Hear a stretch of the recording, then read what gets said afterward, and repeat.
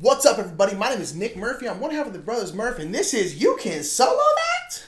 You Can Solo That is a series where I take the games on our shelf here that have a solo variant or a solo version or something like that, and then I review them for you. And this week we're going to take a look at a game that we got recently by Renegade Games and our good friend Chung, and that is Spell Smashers. Spell Smashers is a game where you are trying to build words. It's a word building game a la like Paperback or something like that, where you're trying to build words, and these words are going to be spells, and there are monsters going around, and you use those spells to then attack those monsters. Each card in the game, each letter, so like Z or A or B or whatever those things, have a different attack value, and then whatever the attack value on all of your cards, you add that up, and then you can use that to attack a monster. I really like it. It's super fun. Word games for me are kind of tough because I just tend to not be very good at them. I just stare at my letters for like an hour and I'm like, I have bat. I literally only have bat. And that's kind of how I roll with word games. But this one, I love that there's something else around it. They took that word game and you know what? Let's make an entire game around this. Let's not just have the word building be the only part of the game. And a lot of word games, the word building like is the whole game, which is totally fine. But I like the fact that this kind of like took it and just made it one of the mechanics. Really cool, really fun. And we saw that it has a solo variant. That's right, switch over to the other side. Boom, nailed it. So let's take a look and see how it plays. Now, I'll always preface this by saying I'm not teaching the entire game. I'm just teaching what's different in the solo game. So let's get it down to the table and let's see how it solos.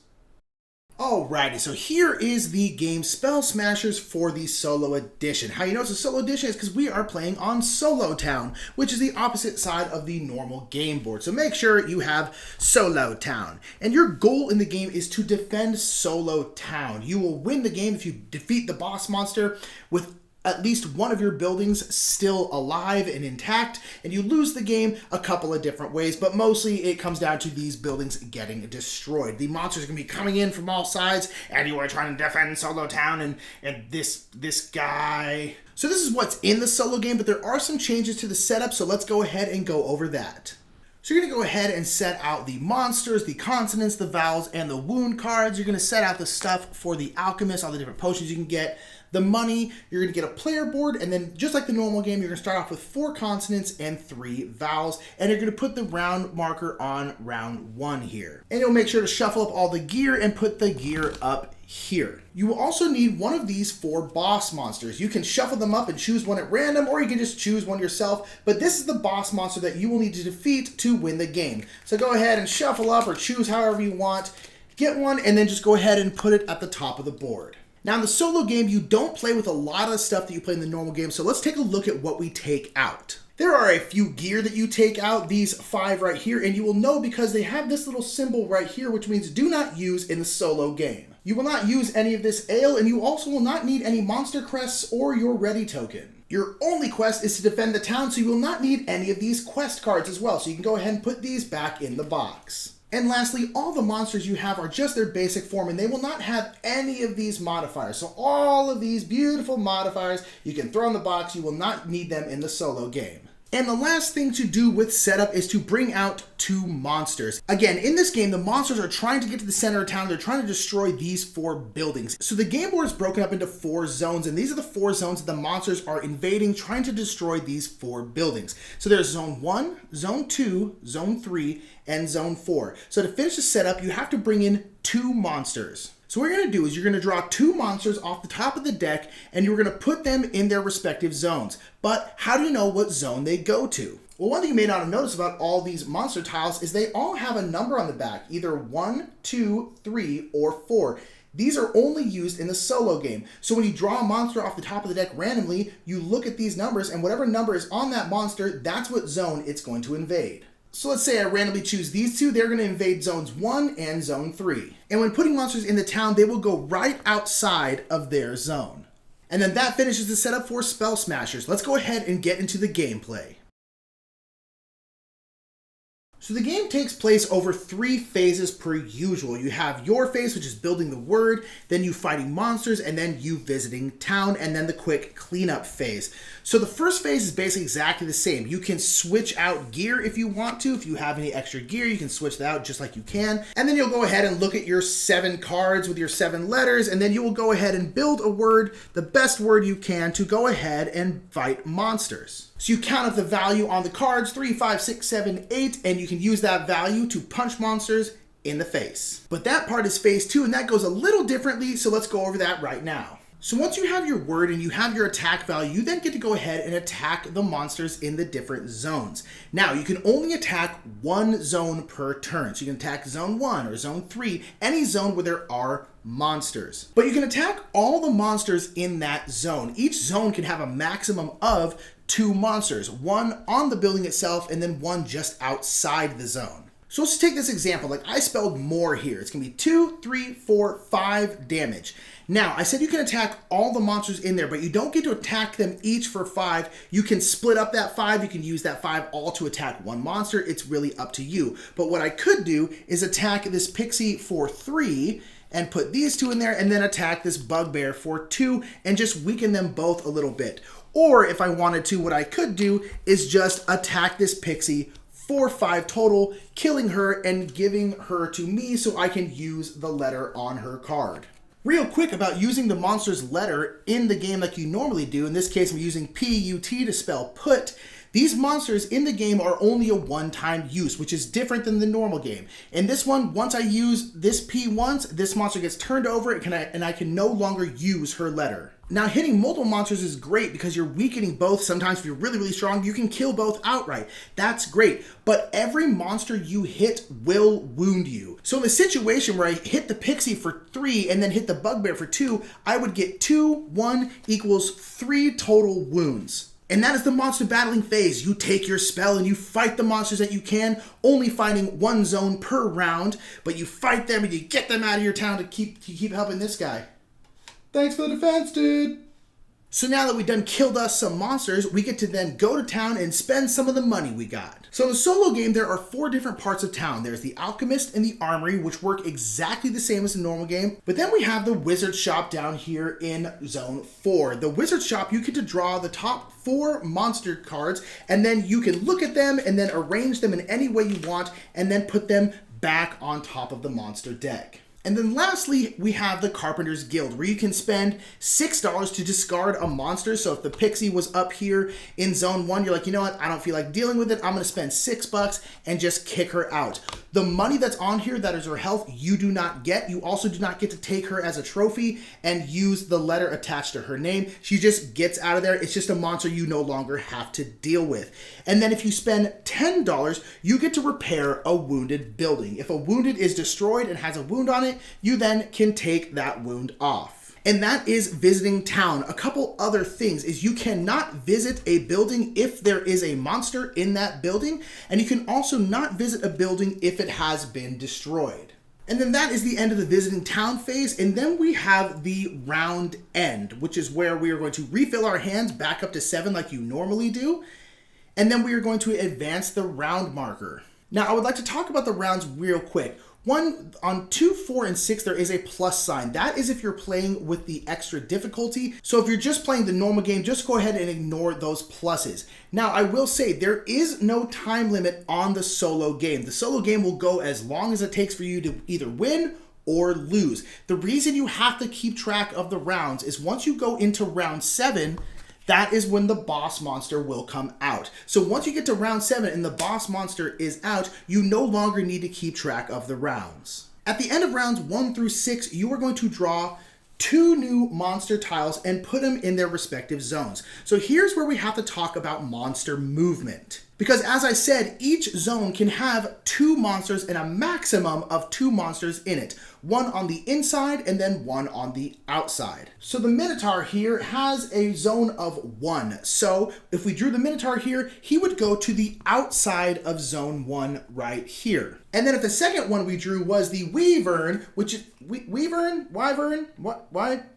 William, if it's a William here goes to zone 3, but zone 3 already has a monster on the outside. So this monster would then move in, and then the William here would go to the outside. And then you would put their health on them, which again is just the amount of coins they have. Now, what if we have something like the Revenant here? The Revenant here goes to zone 2, but zone 2 already has a monster on the outside and a monster on the inside. Well, that is when a building gets destroyed. When that happens, the monster that is inside the zone gets discarded along with their money, and then you put a wound on that building, which shows that it is destroyed.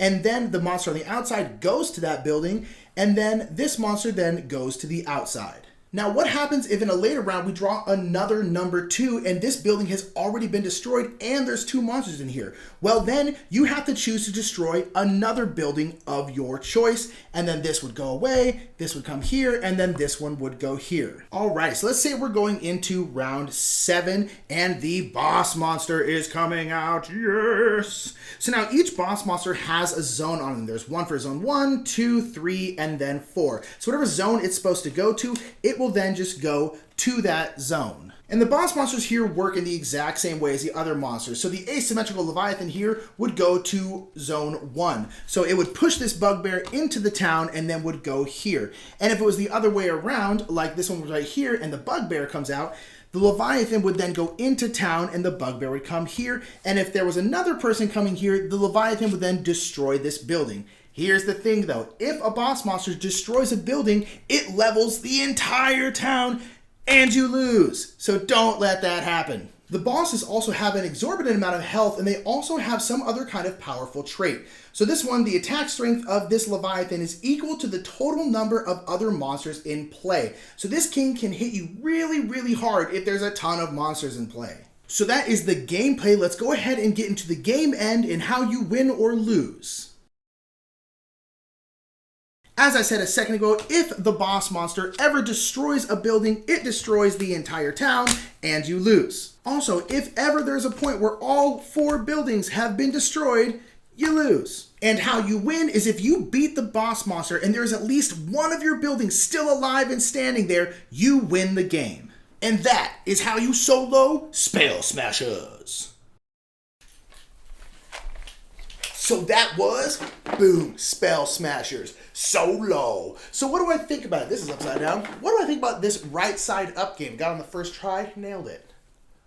So what do I think about it ultimately? I really, really like it. I think it's super cool version of this game. It's very, very different from the normal game. I mean, ultimately, you're still building the world, attacking monsters, but the way basically everything else works is totally different. And I think that's cool. I love solo games that are in the same universe, in the same realm, but like are definitely different than the normal game. I really like the tower defense nature of the game. I love the fact that there's monsters just constantly coming in. You're building spells like, microphone, bah, gluteus maximus, bah, and just knocking them out of the park. And you're going to the different parts of the town to get like different elixirs, and you're getting different armory, and you're just like going to the Carpenter's Guild and just throwing out monsters you don't feel like dealing with or anything like that. It's very, very interesting. And I like the fact that it also doesn't have a time limit. The fact that it's just like, just go until you win or lose. And I think it works really, really well. I think it's implemented very well. I think it feels similar to the old game, but also very, very different. And I really love the choices in the game of trying to figure out what monsters you want to attack, what monsters you want to go for, what areas you think are going to be problems, because sometimes areas can get really bad really quickly. If you draw the 2 monsters each round, if those 2 monsters are in the same zone, that zone right away goes boom. We have a huge emergency over here, and you have to go ahead and take care of it. But none of the monsters are too beefy and hard to beat because they don't have any of those modifiers on them, which is interesting because it means that none of the monsters have weaknesses. One of the things that modifiers do in the normal game is they can give a monster weakness. It has like a weakness to fire, which is really, really cool. But also every modification makes the monster's health more. So that weakness to fire helps, but doesn't help that much. But a lot of them will also have things like defense. They'll have defense against earth magic, which means any earth cards you play don't deal any damage, and it makes it way hard. But in this game, you don't have any modifiers, so all the monsters are just their base amount. They don't have strength, they don't have weaknesses, they're just basic like monsters. I like the fact that the base game is tough but winnable. You can do it. It comes down to how good you are thinking of words. So basically, I'm not very good at this game because I suck at thinking of words. But I like the puzzle. The puzzle is the best part of this solo game. Just the having your words, you got to figure out that puzzle. Then you have to figure out the puzzle of like who to attack. What areas do I think I can like hold off for right now? Like if I lose this building because it's wounded, is that gonna like absolutely cripple me? Is this one, nah, I can leave this one. This one will be okay. And then everything then changes when the boss comes out, because now you have a really powerful monster that came out. I also love that there's 4 different bosses. Cool, you just shuffle them up and boom, you're playing with a different one each time, and great, that's awesome. The only real complaint I have in this game is just a matter of luck, which is really any game when you have drawing cards. You can always just draw a ton of cards and you just can't really do much with them. But that's literally any game where you're drawing cards, so that's not that big of a complaint. My biggest complaint is the monsters in terms of drawing those, which again is luck, so you don't know which ones are going to come out.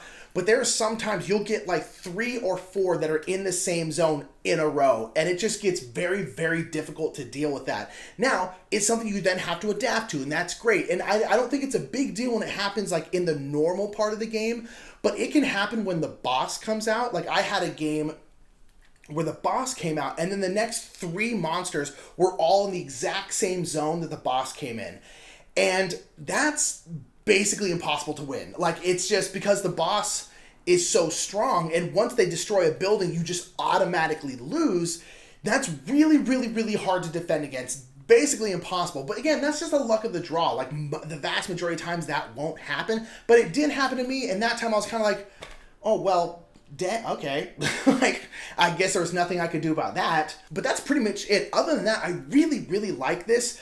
I like the fact that it's a solo game because I get nervous in word games because I suck at thinking of words and it takes me a while. It's one of the very few times I have, honest to God, AP in a game.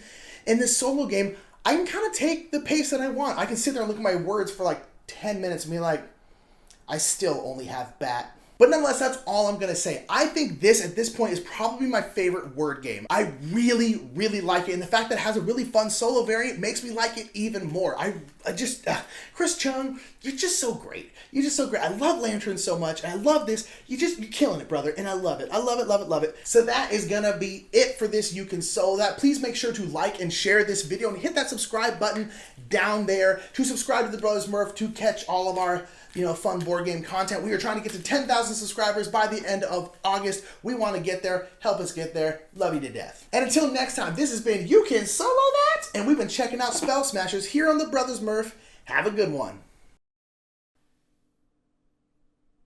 Hello.